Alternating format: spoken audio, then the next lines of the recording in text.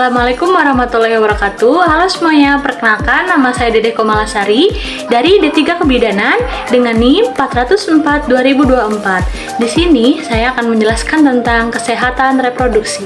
Di sini saya akan menjelaskan tentang definisi Kespro menurut WHO. Menurut World Health Organization atau WHO, kesehatan reproduksi adalah keadaan sejahtera fisik, baik mental dan sosial secara utuh, yang tidak semata-mata bebas dari penyakit atau kecacatan, yang berkaitan dengan sistem reproduksi serta fungsi dan prosesnya. Kesehatan merupakan hak asasi manusia dan salah satu unsur kesejahteraan yang harus diwujudkan sesuai dengan cita-cita bangsa Indonesia, sebagaimana maksud dalam Pancasila dan pembukaan Undang-Undang Dasar Negara Republik Indonesia tahun 1945. Dari lingkup pelayanan kesehatan reproduksi tersebut, masalah kesehatan ibu, fertilitas, dan aborsi menjadi topik yang penting dalam penyelenggaraan pelayanan kesehatan reproduksi. Permasalahan kesehatan ibu menjadi penting karena angka kematian ibu di Indonesia masih tinggi dan memerlukan perhatian serta upaya khusus untuk menurunkannya. Sedangkan infertilitas dan aborsi menjadi topik penting karena sangat terkait dengan aspek etiko-legal. Di sini ada definisi kesehatan. Definisi kesehatan adalah sebuah kondisi yang stabil atau umum dalam sistem koordinasi badan dan jiwa raga manusia atau makhluk hidup lainnya pada rata-rata normal. Berkaitan dengan badan kesehatan tersebut sering dijuluki sebagai kesehatan jasmani. Kesehatan jasmani yaitu jika koordinasi organ-organ tubuh manusia atau makhluk hidup lainnya dalam keadaan yang stabil atau normal. Sementara kesehatan rohani merupakan kesehatan jiwa manusia atau makhluk hidup yang memiliki akal dan pikiran.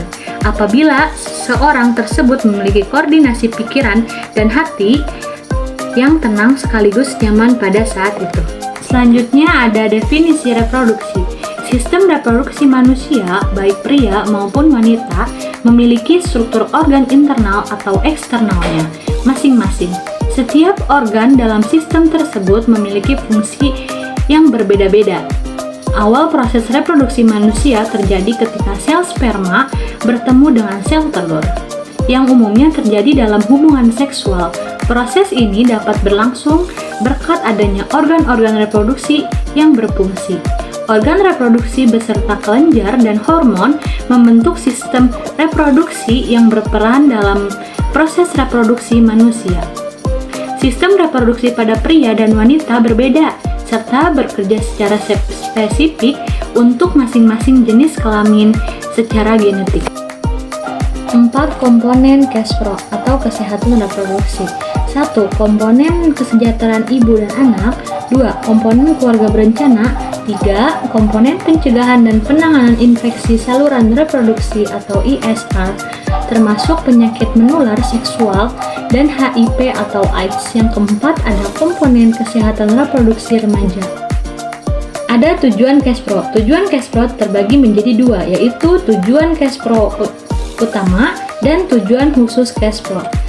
Tujuan utama Kespro adalah memberikan layanan Kespro yang komprehensif kepada perempuan termasuk dalam kehidupan seksualnya dan hak-hak reproduksi sehingga dapat meningkatkan kemandiriannya dalam mengatur fungsi dan proses reproduksi dan meningkatkan kualitas kehidupannya.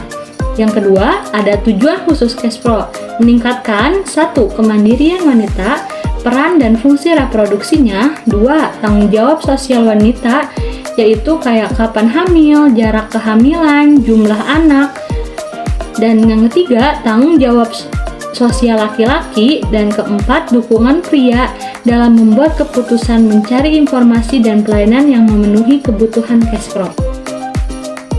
Ini ada sasaran kesehatan reproduksi. Sasaran kesehatan reproduksi terbagi menjadi 2, yaitu sasaran utama dan sasaran antara. Sasaran utama, laki-laki dan perempuan usia subur, remaja, putra dan putri yang belum menikah, kelompok resiko yaitu pekerja seks, masyarakat yang termasuk keluarga prasejahtera. Dan ada komponen kesehatan reproduksi remaja. A. seksualitas, B. beresiko atau menderita HIV atau AIDS, C. beresiko dan pengguna nafza. Yang kedua ada sasaran antara petugas kesehatan atau dokter ahli, dokter umum, bidan, perawat, memberi layanan berbasis masyarakat, yaitu ada A. kadar kesehatan atau dukun, B. tokoh masyarakat, C. tokoh agama, dan D. LSM. Selanjutnya saya akan menjelaskan tentang sejarah kesehatan reproduksi. Konferensi internasional tentang HAM di Wina, Australia mendiskusikan tentang HAM dalam perspektif gender serta isu-isu kontroversial mengenai hak-hak reproduksi dan seksual. Deklarasi dan platform aksi Wina menyatakan bahwa hak asasi perempuan dan hak anak perempuan adalah mutlak, terpadu, dan merupakan bagian dari HAM. Di sini ada siklus kesehatan reproduksi. Konsep kesehatan reproduksi menggunakan pendekatan siklus kehidupan perempuan, life cycle approach, atau pelayanan kesehatan reproduksi dilakukan sejak dari janin sampai liang kubur, from womb to tomb, atau biasa juga disebut dengan continuum of care woman cycle. Kesehatan reproduksi menggunakan pendekatan sepanjang siklus kehidupan perempuan. Hal ini disebabkan status kesehatan perempuan sesama kanak-kanak dan remaja mempengaruhi kondisi kesehatan saat memasuki masa reproduksi, yaitu saat hamil, bersalin, dan masa nifas. Ada juga kebijakan pemerintah Indonesia tentang kesehatan reproduksi.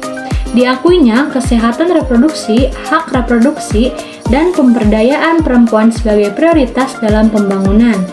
Kesehatan seksual dan kesehatan reproduksi harus dilihat dalam konteks yang lebih luas, bukan hanya sebagai isu demografis dan KB atau kesehatan ibu.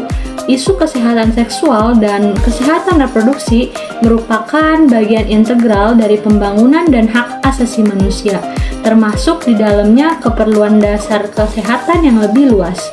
Misalnya, hak perempuan dalam mengontrol dan mengambil keputusan mengenai kesehatan seksual dan kesehatan reproduksinya.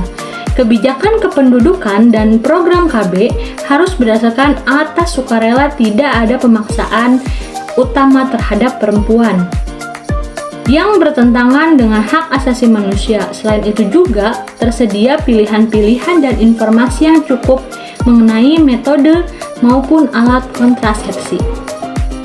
Di sini ada paket pelayanan terpadu. Paket adalah keadaan, koordinasi, perencanaan, atau supplies. Pelayanan adalah pelayanan yang diberikan masyarakat. Terus ada awal untuk digunakan dalam kondisi darurat tanpa menunggu asesmen di tempat. Dan minimum adalah dasar kebutuhan kesehatan reproduksi terbatas. Selanjutnya ada kesehatan menurut undang-undang. Undang-Undang 36 tahun 2009 tentang kesehatan menyatakan bahwa kesehatan adalah keadaan sehat baik secara fisik, mental, spiritual, maupun sosial yang memungkinkan setiap orang untuk hidup produktif secara sosial dan ekonomis. Setiap orang berhak atas kesehatan. Cukup sekian pemaparan materi dari saya, kurang lebihnya mohon maaf. Semoga bermanfaat. Wassalamualaikum warahmatullahi wabarakatuh.